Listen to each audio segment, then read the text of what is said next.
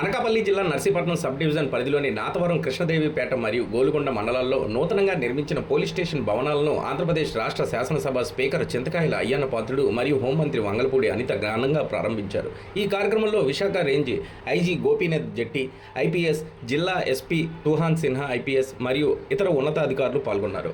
ప్రభుత్వం special infrastructure scheme కింద ఒక పోలీస్ స్టేషన్కు 2,50,00,000 చొప్పున నిధులు కేటాయించారు. ఆంధ్రప్రదేశ్ పోలీస్ హౌసింగ్ కార్పొరేషన్ ఆధ్వర్యంలో ఈ భవనాలు నిర్మించబడ్డాయి. ఈ నూతన భవనాల్లో సీసీటీవీ కెమెరాలు, ఆధునిక కౌన్సిలింగ్ గదులు, మహిళా పోలీసులకు ప్రత్యేక విశ్రాంతి గదులు మరియు బందోబస్తు విధుల కోసం వచ్చే సిబ్బందికి అవసరమైన అన్ని వసతులు కల్పించారు.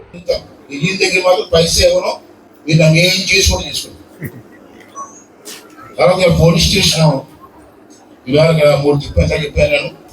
మరి ఇవాళ ఎస్పీ గారు అయితే చాలా ఇంట్రెస్ట్ తీసుకుని వాళ్ళ నుంచి 3 నెలల నుంచి ఇచ్చారు. ఓపెనింగ్ అంటే అన్నారు.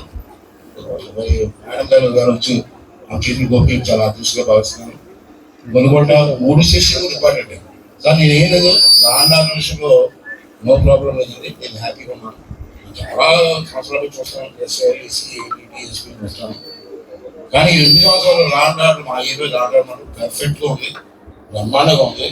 అయితే ఒక 2 విషయాల్లో సలహా ఏంటంటే, రాండాల విషయంలో కాంపిటేషన్ పర్ఫెక్ట్. నాకు 4 చేస్తాను. నర్సిపడి పండగైందమ్మా. అయినా 2 లక్షల మంది వచ్చారు పండగకి. 2 లక్షల మంది 2 రోజులు ఉన్నారు మా ఊర్లో. రాత్రి 2 గంటలకి స్టేజ్ ప్రోగ్రామ్ దగ్గర నడిచిందండి. ఆ రాత్రి కూడా నడిచిందండి. అలా ఎలా ఉంది, మంచిగా ఉన్నారు కదా, ఏమవుతుంది. నేను నడుస్తూ ఉంటే ఆడవాళ్ళు పిల్లలతో చిన్న పిల్లలతో రాత్రి 12 గంటలు ఫ్రీగా చూస్తున్నాను. నేను ఆఫ్ చేసి అమ్మ బాగుంటుందంటే, సార్ ఎక్కడ చిన్న గొడవలు లేదు సార్, సరదాగా తిరుగుతాం పిల్లలతో. రాత్రి 12:30 ఉన్నాను. అంత పర్ఫెక్ట్గా మీ పోలీసు బ్రహ్మాండం పనిచేశారు. సంతోషపడి చెప్పలే, అల్లాల విషయం కాబట్టి పోలీసు మాత్రం ఆ రోజు ఒక చిన్న సంఘటన చెప్పారు, పర్ఫెక్ట్గా జరిగింది. అలాగే ఇక్కడ ఉన్న ఆ ఏరియాలో ఉన్న ఎస్ఐలు కానీ సీఏలు కూడా పర్ఫెక్ట్గా ఉన్నారు. అది ఒక్కరు తప్పించి ఆ ఒక్కరి గురించి అక్కడ చెప్తారు, వేరే వాళ్ళకి చెప్తారు. అది స్టేజ్ మీద చెప్తారు, ముందు చెప్తారు. మిగతా ఎస్ఐలు కానీ సీఏలు కూడా పర్ఫెక్ట్గా చేస్తారు. ఇక తారక్ అయితే నాకు అంటే అందరూ ఇష్టం, అతనంటే స్పెషల్ ప్రోగ్రామ్. ఎందుకంటే ఎస్ఐ నాతో ఎస్ఐ గారు డ్యూటీ ఎంత చేస్తాడో పబ్లిక్ అవేర్నెస్ కూడా తీసుకుంటారు. పిల్లలందరినీ మోటివేట్ చేసి వాలీబాల్ ఆడించడం, స్పోర్ట్స్ తీసుకెళ్ళడం, వాళ్ళందరినీ స్పోర్ట్స్ పంపించడం, కాంపిటీషన్ ఎగ్జామ్స్ ఉంటాయండి, బుక్స్ పంపించడం, చదివించడం, ఎగ్జామ్స్ పంపించడం, ఇవన్నీ చేస్తాను సార్. ఎవరు చేస్తారు ఈ రోజుల్లో? నేను ఒక కేడీపేటలో స్పోర్ట్స్ మీట్ పెట్టాను. ఇదేంటే సాఫ్ట్ బాల్ కాంపిటీషన్ స్టేట్ అన్ని జిల్లాలతో వచ్చాను జనం ప్లేయర్స్. అప్పుడు నేను వెళ్ళాను ఓపెనింగ్ చూసి, ఇంత ఖర్చు అవుతుంది కదా తారక వెళ్ళబడుతుందంటే చాలా ఇంట్రెస్ట్ సార్. అలా కాదు, నేను ఒక 50,000 ఇచ్చాను. నేను 50,000 ఇచ్చి అంటే 4,000 మంది అబ్బాయి నాకు 1,00,000 రూపాయలు ఇచ్చాను. అలాగే అందరూ వేసుకొని బ్రహ్మాండంగా స్టేట్ క్లియర్ ఉన్నారు, బ్రహ్మాండంగా ఆడే అటువంటి బాగా చేస్తాడండి. నా ఉద్దేశం లేదు సార్, ఇక్కడ మాకు లాండార్పుని నేను చెప్పను, కానీ ఇక్కడ 2 ఉన్నాయి సార్ నాకు ప్రాబ్లమ్స్. ఒకటి గంజాయి, 2 రౌడీజం. వాళ్ళు మాత్రం కాళ్ళు ఎక్కువ స్వేచ్ఛ, చట్టాలు లేవు, యాక్టులు లేవు. కాకపోతే షూటెడ్ సైట్ అని అనకూడదని వాళ్ళు తీసారు సార్. ఎంత కష్టపడి గంజాయి నరికెడుతూ ఉంటే ఇప్పటికి కూడా గంజాయి నాగవరం మండలం, గోల్కొండ మండలంలో గంజాయి సప్లై అవుతుంది. మిగతా మండలం తక్కువ ఉన్నాయి. ఇక్కడ ఎందుకు అవుతుందంటే, ఈ చుట్టుపక్కల అన్ని రోడ్లు వేస్తున్నాం. గంజాయి రోడ్ల మీద ఆ రోడ్లు అంటే వెళ్ళిపోయి ఇంట్లో హైవేలకు ఇచ్చేస్తారు. అంటే రోడ్లు వేయడం పాప, ఎక్కువ మంది స్కూటర్ల మీద సప్లై అవుతుంది. దానికి మెయిన్ కారణం నాగవరం మండలం, గోల్కొండ మండలం. ఎవడైనా సరే సార్, తెలుగుదేశం కూడా తెలిపినా కాళ్ళు ఎక్కలేదు. ఆ పార్టీ లేదు, తెలుగుదేశం కూడా తెలిపినా కాళ్ళు తీసేది. ఈ ఒక్కరి వాళ్ళ సమాజం పాడైపోతుంది, కుర్రవాళ్ళంతా పాడైపోతున్నారు, గంజాయికి అలవాడిపోతున్నారు. ఇది చాలా మంది పెద్దలు తెలుసు.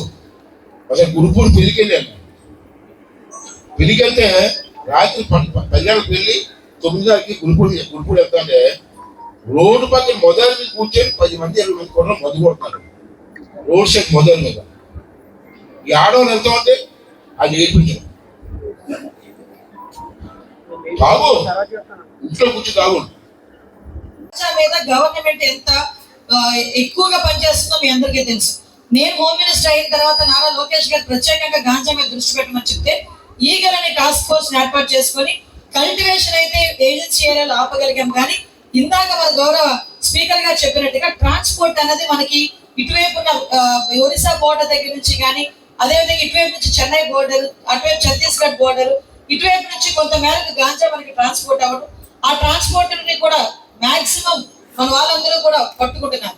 కానీ ఇక తెలియదు ఏంటంటే చాలా మందికి 10,000 రూపాయలకు 5,000 రూపాయలకు ఎవడో ఏదో చెప్తే తీసుకొచ్చి ఆ గాంజా ప్యాకెట్ ఒకటి నుంచి ఒక దగ్గరికి పంపిస్తున్నారు. తల్లిదండ్రులు కూడా ఏమనుకుంటాడంటే నా కొడుకు తీసుకొచ్చి 10,000 రూపాయలు ఈ రోజు నా చేతిలో పెట్టాడు కదా అని అనుకుంటున్నాడు. కానీ ఆడి స్థాయికి తగ్గట్టు 10,000 రూపాయలు ఆడికి ఎక్కడి నుంచి వచ్చింది అన్నది ఆరా తీయడం కూడా ప్రతి తల్లిదండ్రుల తాలూకా అవసరం కూడా. ఎందుకంటే ఏదో రోజు 10,000 రూపాయలు తీసుకొచ్చాడని సంబరపడిన వాడే రేపొద్దు నీ కొడుకు గాంజా కేసులో పట్టుబడ్డాడన్న వినాలి అనుకుంటే కనుక నువ్వు అడగకపోయినా పర్వాలేదు. అంతేగాని ఈ రోజు ఎన్డీపీఎస్ యాక్ట్ ఎంత గట్టిగా ఉందంటే ట్రాన్స్పోర్ట్ చేసినా తీసుకున్నా ఒక దగ్గర నుంచి ఒకరికి ఇచ్చినా కనీసం చేతితో పట్టుకున్నా కూడా ఈరోజు ఎన్డీపీఎస్ యాక్ట్ చాలా గట్టిగా ఉంది. ఒక్కసారి కనుక లోపలికి వెళ్తే బెయిల్ ఇవ్వడానికి కూడా ఎవరు ముందుకు రావట్లేదు. సంవత్సరాల తరబడి బెయిల్ రాక ఇప్పటికీ కూడా సెంట్రల్ జైల్లో మగ్గిపోతున్న చాలా మంది యువతను నేను చూశాను. వాళ్ళు కేవలం ఆశకి పోయి అత్యాశకి పోయి ఈరోజు చాలా మంది గంజా కేసులో వెళ్ళుకుంటున్నారు. నీకు ఇంకో విషయం చెప్పాలి, రౌడీయిజం గురించి సార్ చెప్పారు. ఒక్కసారి మనందరం కూడా చరిత్రలు చూసుకోవాలి. గౌరవ ముఖ్యమంత్రి చంద్రబాబు నాయుడు గారు ఈ రోజు ముఖ్యమంత్రిగా ఉన్నారు. అటువంటి చంద్రబాబు నాయుడు గారు ఇంతకు ముందు ముఖ్యమంత్రిగా ఉండేటప్పుడే సార్కి తెలుసు ఫ్యాక్షన్ ఏ రకంగా అరికట్టారు. ఫ్యాక్షన్ రాజకీయాల్లో తెలుగుదేశం పార్టీ వాళ్ళు కూడా ఇన్వాల్వ్ అయ్యి ఉన్నారన్నా కూడా ఆ రోజు చాలా సందర్భాల్లో చెప్తుంటారు. భూమా నాగిరెడ్డి గారు లాంటి వాళ్ళని కూడా జైల్లో పెట్టే సందర్భం. అంటే తన మన భేదం లేకుండా ఫ్యాక్షన్ అంచుకుంటారు అనుకున్నారు. ఆ రోజు అలాగే ఆ రోజు కంట్రోల్ చేశారు.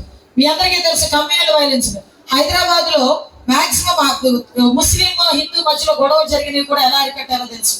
ఈ రోజు పెద్ద మనం ఎందరికీ చెప్తున్నది రౌడీ మూకల్ని అరికట్టడం. ఆ విషయాన్ని కూడా గౌరవ స్పీకర్ గారు మాకు ఫ్రీ హ్యాండ్ ఇచ్చినట్టే. ఎక్కడైనా ఏ నియోజకవర్గంలో ఎవరైనా పట్టుకుంటే మా పోలీసులకు పెద్ద టాస్క్.